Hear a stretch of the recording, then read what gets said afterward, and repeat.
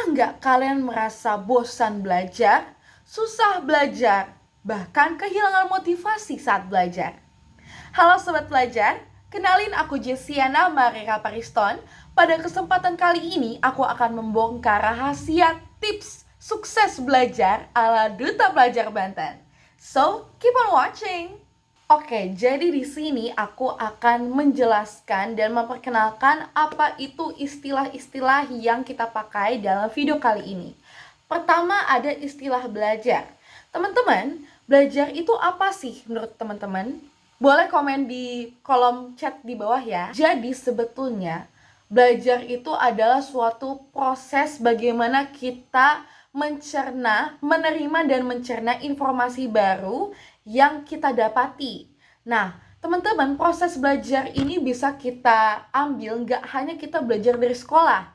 Kita juga bisa belajar saat kita bermain, misalnya dengan teman-teman, kita bermain suatu subjek mata pelajaran, kemudian kita juga bisa mendapatkan proses pembelajaran itu ketika kita berbicara dengan orang yang lebih tua, yang lebih berpengalaman. Contohnya seperti kita berbicara dengan guru, dengan orang tua, dan lainnya.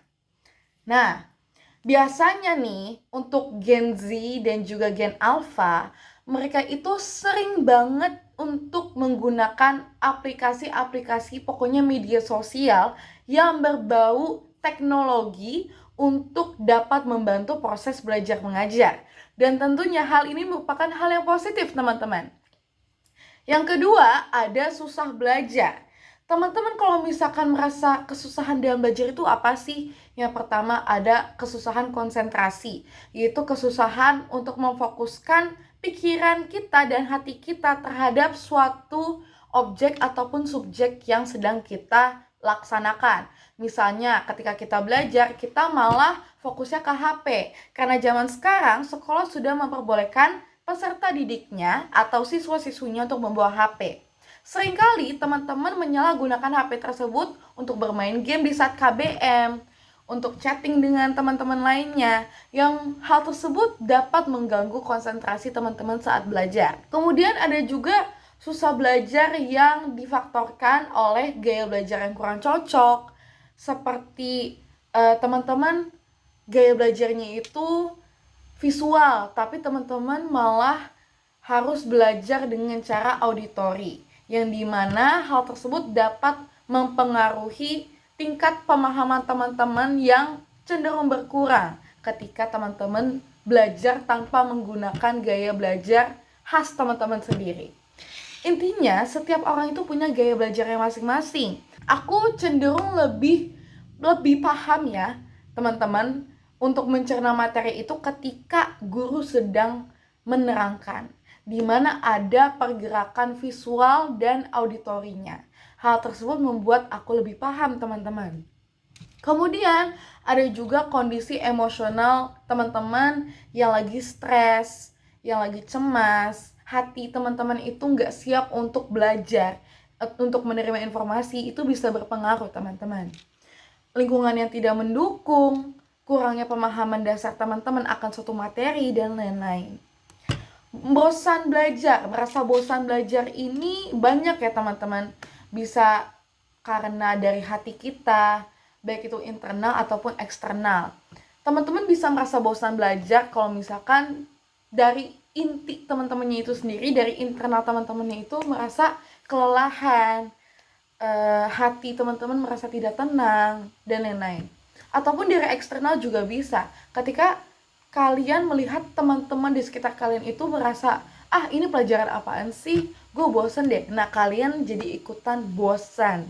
Itu ada pengaruh eksternal juga, teman-teman. Kemudian ada juga kehilangan motivasi belajar. Ini merupakan tahap yang sangat amat dalam, karena di saat teman-teman kehilangan motivasi, teman-teman berarti benar-benar sudah tidak ingin belajar, baik secara sadar maupun teman-teman gak sadar. Biasanya kehilangan motivasi ini karena apa sih? Karena contohnya seperti tidak melihat hasil nyata dari usaha belajar. Teman-teman udah berusaha mati-matian belajar, tapi hasilnya tidak sesuai dengan ekspektasi teman-teman. yang kalian ekspektasikan itu nilainya di atas KKM, di atas 70, malah teman-teman dapat 60, 40. Hal tersebut di luar ekspektasi. Yang kedua, teman-teman tidak menentukan target. Dan yang ketiga, adanya kelelahan mental dan juga kejenuhan. Oke, aku sudah menjelaskan orientasinya. Sekarang aku akan memberikan tips-tipsnya. Teman-teman kalau misalkan merasa kalian sudah benar-benar kelelahan dalam belajar, kalian sudah mati-matian belajar dari pagi, siang, sore, malam, harus sekolah dulu, kemudian pulang sekolah harus belajar, namun hasilnya tidak sesuai ekspektasi teman-teman, kalian gak sendiri kok. Aku dan teman-teman duta pelajar yang lain juga merasakan hal yang sama. Kita memang ada kalanya kita melewati proses-proses yang cukup mudah, namun tidak dapat dipungkiri bahwa di sela-sela proses tersebut ada titik terendah kita. Misalnya, kita sudah niat belajar, namun sayangnya kita hanya dapat nilai 60, 70, 80, bahkan mungkin kurang menurut kita. Maka dari itu, di sini aku akan membagikan tipsnya. Pertama, teman-teman harus mengenal diri teman-teman. Maksudnya apa nih? Maksudnya, teman-teman harus mengenal gaya belajar teman-teman. Seperti yang aku udah singgung sebelumnya, teman-teman itu harus mengenal gaya belajar. Tujuannya apa? Agar teman-teman lebih fokus, lebih mudah mencerna informasi, dan teman-teman lebih paham dan dapat mengaplikasikan ilmunya ke dalam kehidupan sehari-hari. Contohnya, di dalam gaya belajar itu yang aku tahu ada 3. Visual, auditory, dan kinestetik. Visual itu apa? Visual itu ketika kita melihat, kita belajar dengan cara kita melihat. Contohnya membaca buku, membaca novel juga bisa. Kemudian kita melihat melihat komik-komik edukasi itu juga bisa. Yang kedua itu auditory. Auditory itu adalah proses belajar teman-teman dengan cara mendengarkan, mengaktifkan indera pendengaran. Contohnya seperti teman-teman menggunakan audio pembelajaran di podcast dan lain-lainnya. Kinestetik itu teman-teman lebih mudah mencerna informasi ketika teman-teman bergerak. Misalnya, contohnya seperti saya lebih suka untuk menerangkan. Orang menerangkan berbeda-beda, sesuai dengan pemahamannya juga masing-masing. Dan orang menerangkan cenderung lebih suka untuk menggunakan body language atau bahasa tubuh seperti ini. Ini merupakan gaya belajar kinestetik, teman-teman. Nah, selain teman-teman juga memahami apa sih gaya belajar teman-teman, kita juga harus pandai dalam menciptakan lingkungan yang ideal. Misalnya, teman-teman ingin belajar di kamar, namun ada suara-suara nih, misal di rumah teman-teman ada yang lagi membangun rumah gitu kan, ada yang lagi renovasi. Teman-teman bisa menggunakan earphone agar teman-teman bisa suara-suaranya itu tidak terdengar, suara-suara dari eksternal tidak terdengar. Teman-teman juga bisa loh menggunakan audio untuk meningkatkan fokus. Contohnya frekuensi untuk meningkatkan tingkat fokus. Kemudian musik lofi yang sekarang lagi hits dan lain-lain. Kemudian kalau misalkan teman-teman, ini tips dari aku pribadi ya. Aku memang orangnya gampang bosan, apalagi dalam belajar. Aku cenderung lebih sulit jika aku dipaksa untuk belajar ataupun mengerjakan sesuatu hanya duduk di meja. Aku bisa mengakalinya dengan cara aku belajar di spot yang berbeda. Misal, hari ini aku belajar di kamar, besoknya aku bisa belajar di ruang tamu. Kemudian besoknya lagi aku bisa belajar di ruang depan rumah, dan lain-lain. Kita juga bisa loh teman-teman belajar di kafe dan lain-lain. Mau di kafe, mau di mall, intinya carilah tempat yang menurut teman-teman itu aman dan nyaman, bebas dari kebisingan, dari suara yang mengganggu, dari lingkungan yang tidak nyaman. Jauhkan itu semua, karena teman-teman harus fokus dalam belajar. Oke, yang ketiga kita akan bahas tipsnya selanjutnya, yaitu cobalah teman-teman untuk membuatkan ringkasan ataupun mind map. Nah, teman-teman, aku memang suka untuk meringkas suatu materi. Dikarenakan aku anak sosial, materinya itu juga banyak teman-teman. Banyak hafalan, banyak juga yang namanya kita harus menghitung ya, namanya ekonomi gitu kan. Ada juga loh hitung-hitungan dalam sosiologi dan juga geografi. Namun di sini, dikarenakan aku sadar, aku harus lebih banyak hafalan, maka dari itu aku mencatat semua materi dengan ringkas dan lengkap. Hal tersebut aku gunakan di saat aku belajar untuk TKA nanti teman-teman. TKA nanti kan di bulan November. Aku sudah mulai untuk menyicil materinya mulai dari bulan Juni kemarin. Nah, syukurnya aku belajar dari buku teman-teman. Aku belajar dari buku, aku beli bukunya, kemudian aku mempelajari. Ada banyak materi teman-teman. Tapi aku harus pintar-pintar bagaimana caranya aku meringkas suatu materi agar aku bisa lebih mudah memahaminya. Kemudian juga kalau misalkan aku kurang paham, setelah aku membaca materi, aku biasanya membuat mind map. Selain mind map, aku juga menggunakan teknik belajar, yaitu dengan cara kita mengajarkan langsung kepada orang, seolah-olah mengajar. Hal tersebut merupakan teknik yang sangat penting teman-teman, agar kita dalam belajar itu kita tidak merasa bosan. Pintar-pintarnya kita lah untuk mencari cara dan trik-trik belajar yang baru agar kita tidak merasa bosan. Teman-teman, aku sudah menjelaskan tips and trik teknik belajar. Seperti 3 hal yang tadi ya yang sudah aku sampaikan. Sekarang aku ingin membahas pentingnya konsistensi dan juga menjaga motivasi.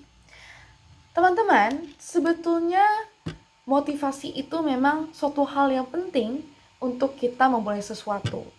Namun, seringkali motivasi cenderung grafiknya itu tidak konsisten. Bisa naik, bisa turun.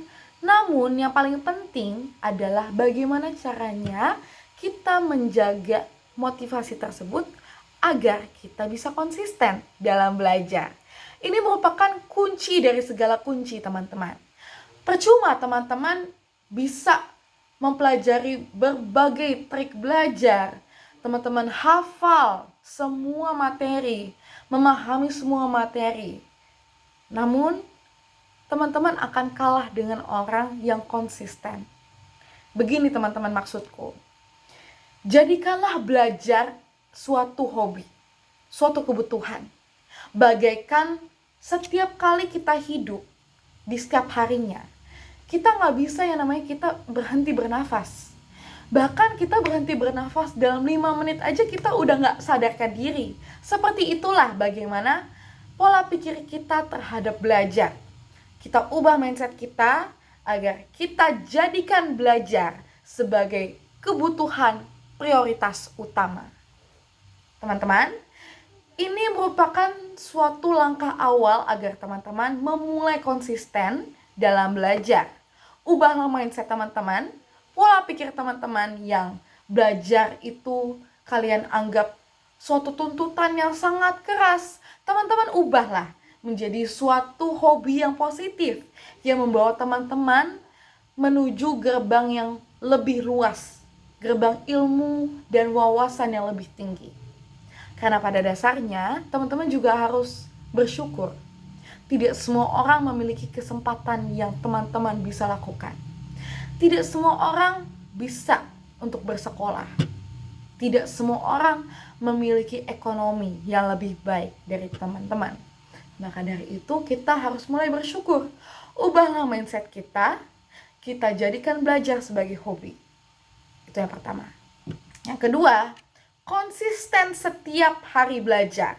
Ini merupakan trik aku, khususnya cara aku belajar TKA ya. Ini aku spill teman-teman. Setiap hari aku kalau bisa tuh belajar. Ada jadwal rutinitas belajar aku di jam berapa.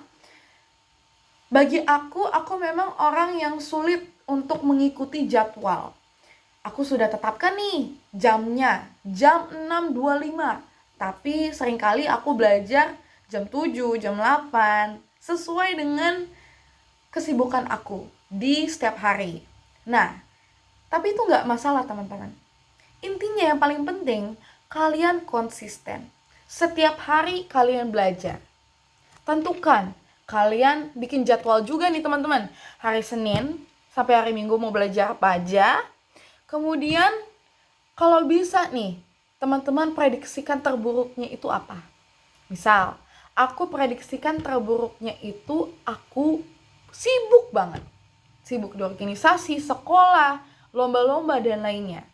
Maka dari itu aku bikin perjanjian dengan diriku sendiri.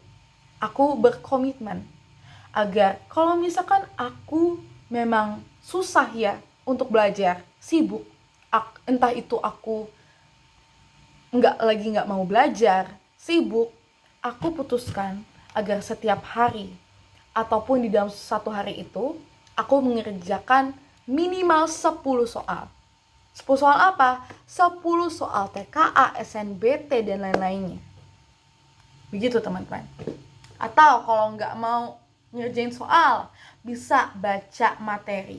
Baca materi, kemudian catat apa yang telah kita resapi materi pada pembelajaran hari ini. Itu adalah trik bagaimana aku menjaga konsistensi. Ya itu sih teman-teman, pentingnya kita menyadari kelemahan, kelebihan diri kita sendiri. Kelemahan kita, kalau kelemahan aku memang susah untuk konsisten, misal kayak saya udah atur nih di jam 6. Saya bisa belajar jam 7, jam 8. Itu kan tidak konsisten ya, secara waktu. Tapi konsisten secara mencicil belajar, seperti itu. Kemudian selain menjaga motivasi dan konsistensi, kita juga harus berolahraga dan jaga pola makan. Teman-teman, aku punya cerita. Waktu aku SMP, semua hal, semua tugas aku anggap stres. Ujung-ujungnya aku dirawat inap di rumah sakit. Dan hasilnya rapot aku turun nilainya. Ya, itu adalah kejadian nyata. Karena aku pada saat itu tidak bisa menjaga kesehatan dengan baik. Gimana sih cara menjaga kesehatan? Menjaga hati kita. Hati kita harus bersih, teman-teman. Kita harus mengubah pola pikir kita juga. Kita anggap tugas itu sebagai challenge, bukan sebagai beban yang benar-benar merusak tubuh kita. No. Kita anggap tugas itu sebagai challenge. Oke, gue bisa melaksanakan ini tugas. Gue bisa menyelesaikan tugas ini hingga selesai. Sejak saat itu aku belajar, benar-benar belajar. Tidak hanya belajar materi, tapi aku juga belajar pentingnya menjaga kesehatan tubuh.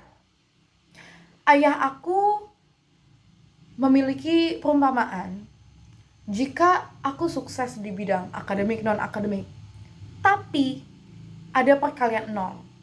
Apa itu? Kesehatan. Jika kita nilainya 100.000, 1 juta, tapi dikali 0, alias kesehatan kita tidak kita jaga. Kita merokok, kita memakan makanan yang sembarangan, yang bahkan gak jelas, gak tahu itu apa isinya, apa gizinya, kita bisa sakit teman-teman. Dan tubuh itu tidak bisa berbohong. Jika teman-teman merasa capek, lelah, pasti ada sinyal di otak. Tapi keputusan itu balik ke tangan kita. Apakah kita masih mau untuk menggebyar semua pekerjaan, atau kita memutuskan untuk istirahat? Itu di tangan kita. Bukan pengaruh dari apa kata orang tentang kita, tapi bagaimana caranya kita untuk mengatur dan sadar pentingnya menjaga diri kita sendiri. Baik teman-teman, aku rasa cukup untuk video kali ini tentang tips and trick sukses belajar ala Duta Pelajar Banten. Kalau teman-teman punya saran, kritik, masukan, atau mungkin cerita teman-teman terkait belajar itu gimana sih? Keluhan teman-teman dalam pembelajaran boleh aja komen di kolom chat, komen di bawah. Share juga ke teman-teman yang kalian butuhkan, yang sekiranya teman-teman kalian membutuhkannya. Dan juga share juga ke teman-teman kelas, sekolah, dan lainnya agar video ini viral, tentu aja.